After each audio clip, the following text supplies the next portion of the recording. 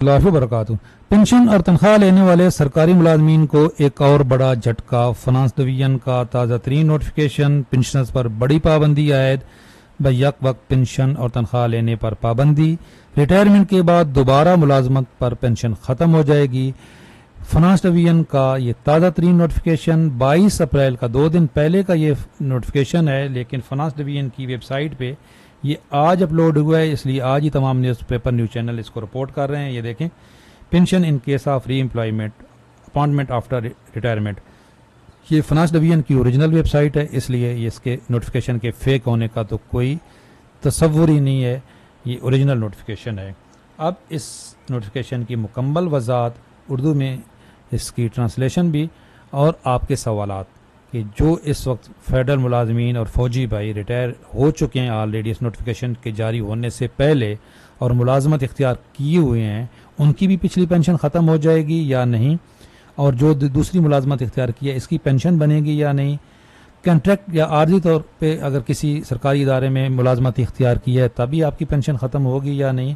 Retirement के बाद अगर किसी प्राइवेट इदारे में मुलाजमत इख्तियार की है, जैसे फ़ौजी भाई फौजी गार्ड लग जाते हैं कहीं पे बैंकों में, कंपनियों में, तो क्या उनकी भी पेंशन ख़त्म हो जाएगी।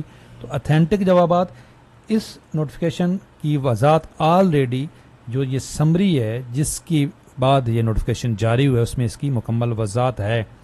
फौजी भाई भी बिल्कुल मुतासर होंगे, क्लियर लिखा हुआ है इसके अंदर।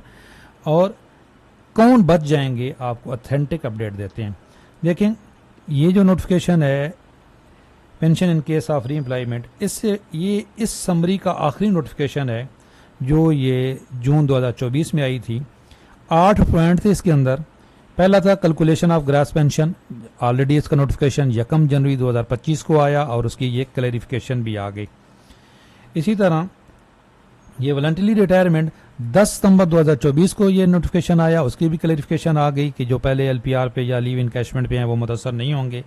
Future increase methodology baseline introduce कराई गई और ये भी वजाहत आ गई कि जो पुराने पेंशन हैं इससे मुतासर नहीं होंगे।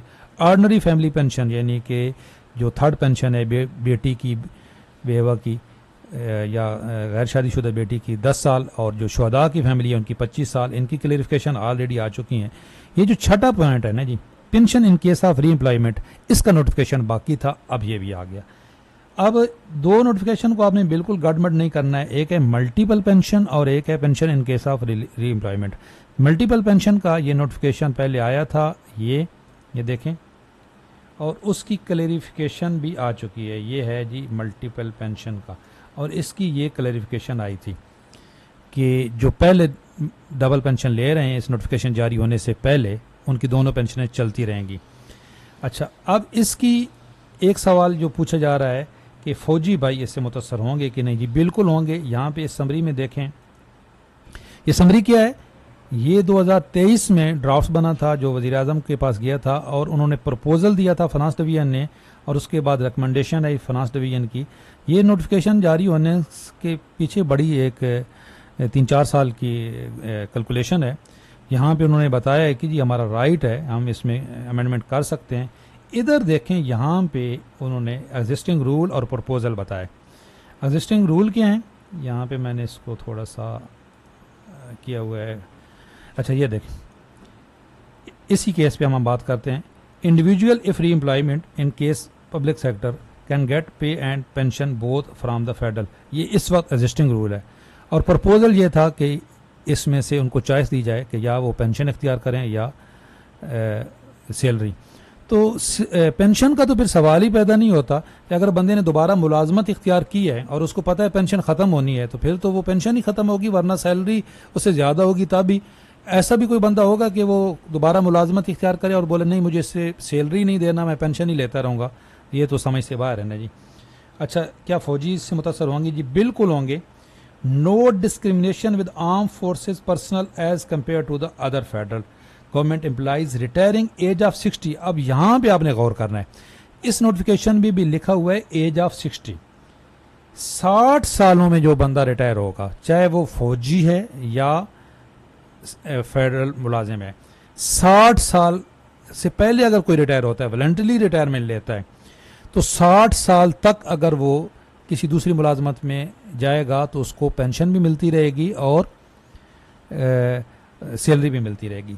हाँ, सुपर एनुएशन अगर कोई रिटायर हुआ है तो दोबारा मुलाजमत इख्तियार करेगा तो उसकी पेंशन ख़त्म हो जाएगी। यहीं पे इसकी ये भी वजाहत है कि अगर कोई 60 साल से पहले रिटायर होता है तो उसके दोनों पेंशन भी ले सकेगा और सैलरी भी ले सकेगा। 60 साल का जब हो जाएगा तो उसकी पेंशन ख़त्म हो जाएगी या उसको मुलाजमत छोड़नी पड़ेगी। Average retiring age in arm forces, यहाँ पे देखें आर्म फोर्सेज की रिटायरिंग एज भी बताई गई है कि ग्रेड 20 के जो होता है उसकी 50 से 52 होती है, ग्रेड 19 वाले की 46 से 48 होती है, ग्रेड 18 की 42 से 44 होती है और सोल्जर जो होते हैं उनके 38 से 40 के दरमियान होती है। अब अगर ये इस एज में रिटायर होते हैं तो 60 साल तक तो ये कहीं जाएंगे तो रिटायरमेंट इनके ऊपर कोई पेनल्टी नहीं होगी, ये पेंशन भी ले सकेंगे। लेकिन इसके बाद 60 साल के बाद इनकी पेंशन ख़त्म हो जाएगी इस क्लैरिफिकेशन के मुताबिक। अच्छा, अब क्या सवाल ये कि जो इस वक्त हमारे फौजी भाई या फेडरल मुलाजमीन इस नोटिफिकेशन के जारी होने से पहले जो मुलाजमत कर रहे हैं क्या वो मुतासर होंगे कि नहीं? नहीं होंगे जी। यहाँ पे वर्ड है हैंस फोर्थ। तो ये 22 अप्रैल का नोटिफिकेशन है। 22 अप्रैल के बाद जो मुलाजमत इख्तियार करेगा वो मुतासर होगा 60 साल की उम्र के बाद। अगर कोई रिटायर होता है, अगर कोई 50 साल में रिटायर हुआ है तो वो दोबारा मुलाजमत इख्तियार भी की मुतासर नहीं होगा जब तक 60 साल का नहीं होता।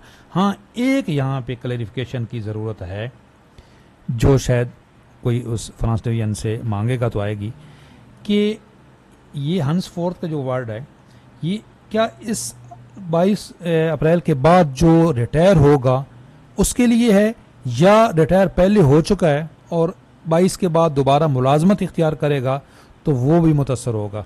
ये एक थोड़ा सा डाउट है, जो मुझे डाउट है, जो जिसकी मुझे थोड़ी सी क्लैरिफिकेशन की ज़रूरत है कि क्या 22 अप्रैल से जो लोग पहले रिटायर हो चुके हैं और दोबारा मुलाजमत इख्तियार करेंगे वो तो मुतासर होंगे, लेकिन क्या ये उनके लिए है जो 22 अप्रैल के बाद रिटायर होंगे या दोबारा मुलाजमत इख्तियार करेंगे? ये शायद इसकी कोई क्लैरिफिकेशन की ज़रूरत है। दूसरा, कंट्रैक्ट मुलाजमीन, जी बिल्कुल इसमें लिखा हुआ है क्लियर कि कंट्रैक्ट मुलाजमत या इख्तियार करने पे भी ये देखें ये रेगुलर और कंट्रैक्ट बेसिस, लेकिन कहाँ पे? पब्लिक सेक्टर में, गवर्नमेंट के मुलाजमीन, गवर्नमेंट के सेक्टर में।